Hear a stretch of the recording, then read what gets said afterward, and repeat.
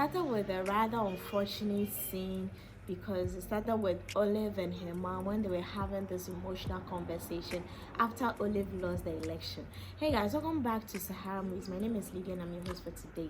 So we'll be talking about Best Friends in the World, episode 9, senior year episode 9. Like, the wait for this episode was hectic for everyone because usually release date is on Friday, but it's extended to Monday.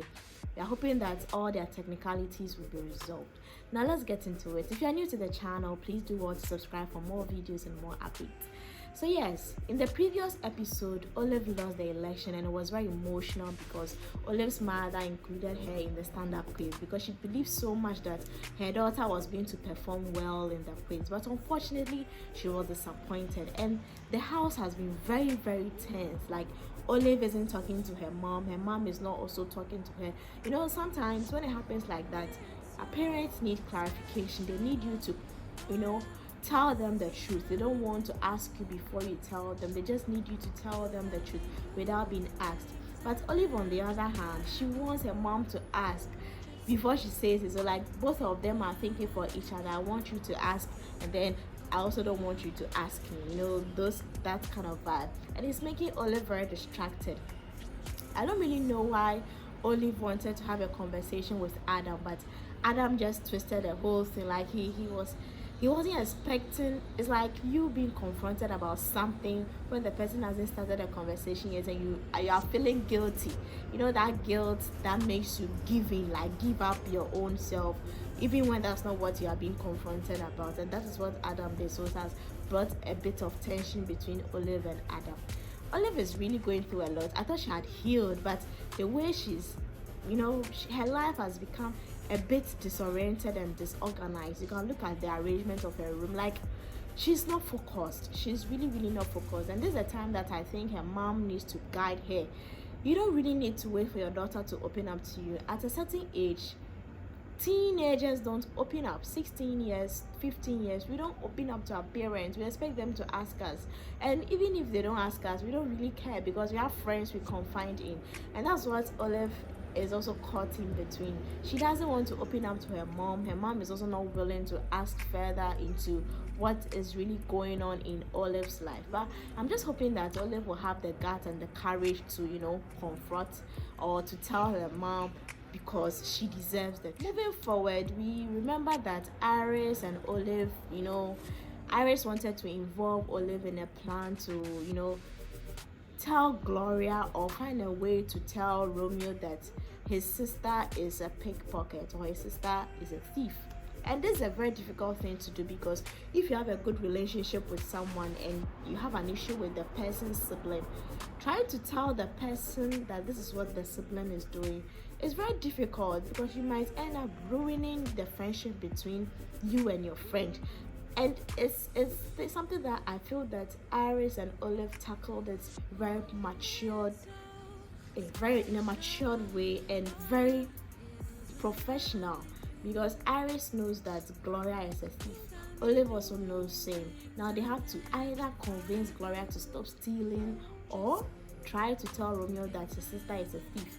And Gloria just brought herself, like she just gave herself out just like that. And I don't know why Iris was finding it difficult to approach Gloria. Because of her affection for Romeo, she found it difficult approaching Gloria. You could see that Iris is changing. Like, she just wants to be a hardcore, but deep down you could see she's sweet. Deep down she's very, very sweet, but she just wants to be a hardcore, just like the way Ivy is, those hard life and the rest. But I think deep down she's sweet. And Olive also being bored at home because her mom is not being engaging. She's also like, it's a boring life. Esther is not talking to her. Adam is also having an issue with her. So she just decided to help Iris because why not? Initially, she didn't want to help Iris because she said that they are not friends. But later, when she realized that she's bored, boredom is killing her. She's literally eating snacks all the time. She just decided to help Iris, and I feel they had a very healthy conversation with Gloria, and that's how we should approach some things sometimes. Gloria is a kid. Even though she's arrogant, you could tell that she's very ignorant because of the way she speaks or her perspective towards things. Sometimes it's funny how when you have something, you don't really see the worth of it until someone points it out to you that this is what you have. If you think it's normal, go out there, you see that a lot of people don't have what you have.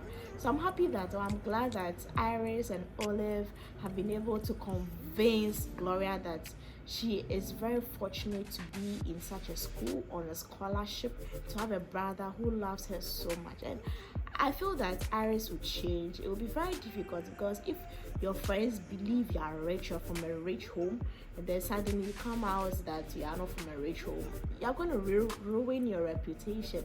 And this is not something that a young lady will want to risk her life. Let's hope that Gloria has a change of mind and listens to Iris and then Olive. I'm just hoping that she'll have a listening ear. She'll have a listening ear. I think because Iris has feelings for Romeo, her approach towards Gloria was different. Because if Iris didn't have any connection with Romeo, she would have just confronted Gloria, punished her, and did all sorts of things because there's no connection between you and I. But because of the feelings she has for Romeo, which she's not willing to admit, but it's very obvious, she tries to be matured about how she approaches Gloria on sensitive things, because she knows that if she approaches Gloria and not do it well, she might be in trouble, or her relationship with Romeo might be sabotaged or just moving forward. Now it's like David wants to tell Olive the true character of Evelyn. Like, you know how guys can be, they can be very secretive, you won't even understand it. Like when David was having a conversation with Olive that how close is Adam to Evelyn, and she was like, what do you think? I think she's a fraud. Like, guys just know how to be secretive, and at the same time you think they are being honest with you, but they don't tell you anything, because he just opened the floor and then Olive started saying things that I'm not sure she expected to say in the conversation. I don't know if David will open up to Olive and tell her the truth, that this is what Evelyn did. I don't know if he will. I doubt if he will, because if he would have done that at their lunch time. He would have done that earlier. He wouldn't have made Iris come to interrupt. Now Iris saying that she has changed, she wants to be friend Adam, and they're best friends, but deep down you and I know that Iris can never change. Like, she can never change. She was born with it. She'll change to suit a particular thing, but then she'll go back to default when she's not at, or when she's at her comfort zone. Right now that she wants to be friends with Olive and then Esther and Adam at the same time, she'll pretend to change. She'll pretend that she's had a change of mind and a change of life, but deep down we know the Iris, or the Evelyn we know the Evelyn we know can never change. Honestly, she can never change, because she cannot be duping people, manipulating people and say that I've changed. But did you watch the final scene?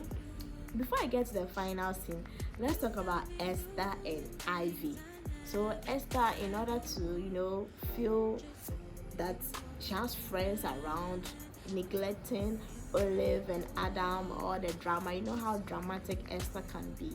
Esther invites her friends, who she says weigh over 70 kg, to a pajamas party in her house. And I think that the purpose of the pajamas party is not worth it. Like, you're having a party, you're not even having fun. I just hope they have fun, because it was an impromptu party. I just hope that it will be worth it. I just hope that there will be no issue after this party, which I doubt. And I like how Ivy was just sitting there. She has a very beautiful smile, but I think Iris has cornered Ivy to the extent that she can't even express herself or express her humor in public, just because Iris thinks that being hard and being straight-faced is the way to go. So now it's party time. Evelyn goes to a party, goes to meet David. She's pouring out her heart, like everything. David, I'm sorry, I've changed. What you heard about me, I'm a new person now. And did you see what happened? Like, watch it well. Do you think they're going to kiss? Because if you could remember, in one of the episodes, David was staring at Evelyn in a seductive way, like he has feelings for Evelyn. But I didn't really take it serious because, oh, why would David do that? He doesn't have time for girls. Those kind of lifestyle. And moreover, David also has, like, I'm sure David will have a girlfriend. Yeah, we all know after he performed, he met a girl some time ago, and then they said they are no longer going to be together. So if David is single, and hearing that this is what Evelyn did to Olive, and still, like, I was really shocked about the scene. All this while I thought David just didn't have feelings, even though he told Evelyn that he did, but he no longer has. But did you see, like, it's like when Evelyn was talking to him, he couldn't look at Evelyn's face.